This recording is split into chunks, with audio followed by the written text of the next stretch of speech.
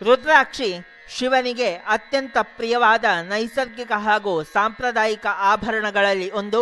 ರುದ್ರಾಕ್ಷಿ ಮಾಲೆಯು ಶಿವನ ಅತ್ಯುತ್ಕೃಷ್ಟ ಆಭರಣ. ರುದ್ರಾಕ್ಷಿ ಮರದ ಹಣ್ಣನ್ನು ಆರಿಸಿ ಅದರ ಸಿಪ್ಪೆ ತೆಗೆದು ಕ್ರಮಬದ್ಧವಾಗಿ ಸಂಸ್ಕರಿಸಿದಾಗ ನಮಗೆ ರುದ್ರಾಕ್ಷಿಯು ಸಿಗುತ್ತದೆ.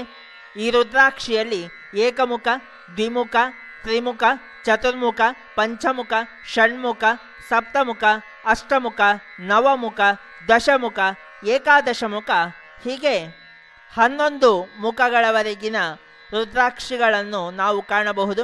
ಕೈಯಲ್ಲಿ ಒಂದು ರುದ್ರಾಕ್ಷಿಯನ್ನು ನೀವು ಕಾಣಬಹುದು. ನೋಡಿ, ಇದರಲ್ಲಿ 1, 2, 3, 4 ಹೀಗೆ ಇದು 4 ಮುಖಗಳ ರುದ್ರಾಕ್ಷಿ. ಇನ್ನೊಂದು ರುದ್ರಾಕ್ಷಿ ನಿಮಗೆ ಪಕ್ಕದಲ್ಲಿ ಕಾಣ್ತಾ ಇರ್ಬೋದು. ಅದು ನೋಡಿ, ಅದು ಪಂಚಮುಖಿ ರುದ್ರಾಕ್ಷಿ. ರುದ್ರಾಕ್ಷಿಗಳನ್ನು ನಾವು ಖರೀದಿಸುವಾಗ ಅದು ಅಸಲಿಯೋ ನಕಲಿಯೋ ಎಂದು ತಿಳಿದುಕೊಳ್ಳಬೇಕು. ಅಸಲಿ ರುದ್ರಾಕ್ಷಿಗಳಿಗೆ ಉತ್ತಮ ಮಹತ್ವವಿದೆ. ನಕಲಿ ರುದ್ರಾಕ್ಷಿಗಳು ಮಾರುಕಟ್ಟೆಯಲ್ಲಿ ಧಾರಾಳವಾಗಿ ಸಿಗುತ್ತವೆ. ಇದಕ್ಕಾಗಿ ನಮಗೆ ಬೇಕಾದ ಸುಲಭ ಸಲಕರಣೆಗಳೆಂದರೆ ಕೇವಲ 2 ನಾಣ್ಯಗಳು ಮತ್ತು ರುದ್ರಾಕ್ಷಿ ಮಾತ್ರ. ಇದರಲ್ಲಿ ಒಂದು ನಾಣ್ಯವನ್ನು ಒಂದು ಸಮತಲವಾದ ಸ್ಥಳದಲ್ಲಿಟ್ಟು ಅದರ ಮೇಲೆ ರುದ್ರಾಕ್ಷಿಯನ್ನಿರಿಸಿ ಇನ್ನೊಂದು ನಾಣ್ಯವನ್ನು ಅದಕ್ಕೆ ಸ್ಪರ್ಶಿಸುವಂತೆ ಹಿಡಿಯಬೇಕು. ಆಗ ರುದ್ರಾಕ್ಷಿಯು ಒಂದು ಸಣ್ಣ ಚಲನೆಯನ್ನು ತೋರಿಸ್ತದೆ.